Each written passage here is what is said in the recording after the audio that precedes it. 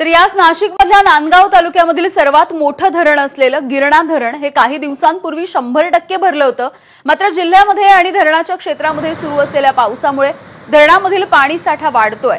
गिरणा धरण प्रशासनानं पुन्हा एकदा 6 दरवाजे 60 सेंटीमीटरनं उघडलेत। यामधून तब्बल 14,856 क्युसेक वेगानं पाण्याचा विसर्ग नदीच्या पात्रामध्ये सुरू आहे आणि याच पार्श्वभूमीवरती नदी काठावरच्या गावांना सतर्कतेचा इशारा सुद्धा देण्यात आलाय। नाशिकच्या गंगापूर धरणामधूनही पाण्याचा विसर्ग आता वाढवला जाणार आहे। नदी परिसरामध्ये राहणाऱ्या नागरिकांना सतर्कतेचं आवाहन देण्यात आलेलं आहे। काल रात्रीपासून शहर आणि जिल्ह्यामध्ये काही प्रमाणावरती संततधार पाऊस सुरू आहे। इथला आढावा घेतलाय आमच्या प्रतिनिधींनी।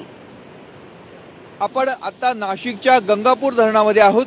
गंगापूर धरणामधनं गेल्या 2 ते 3 दिवसांपासून 276 क्युसेक वेगानं पाण्याचा विसर्ग सुरू होता। मात्र आज सकाळी 9 वाजल्यापासून या विसर्गामध्ये वाढ करण्यात आलेली आहे। आता सध्या 2,272 क्युसेक वेगानं पाण्याचा विसर्ग सुरू झालेला आहे। हे सर्व पाणी आता रामकुंडाच्या दिशेने जात आहे। गोदावरी नदीपात्राच्या माध्यमातून रामकुंडाच्या दिशेने जात आहे।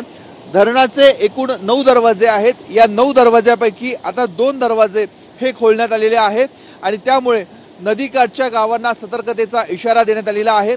उद्योगांना पाणी मिळणार आहे आणि नागरिकांच्या पिण्याच्या पाण्याचा देखील प्रश्न सुटणार आहे आणि हे जे संपूर्ण पाणी आहे हे आता मराठवाड्याच्या दिशेने जाते।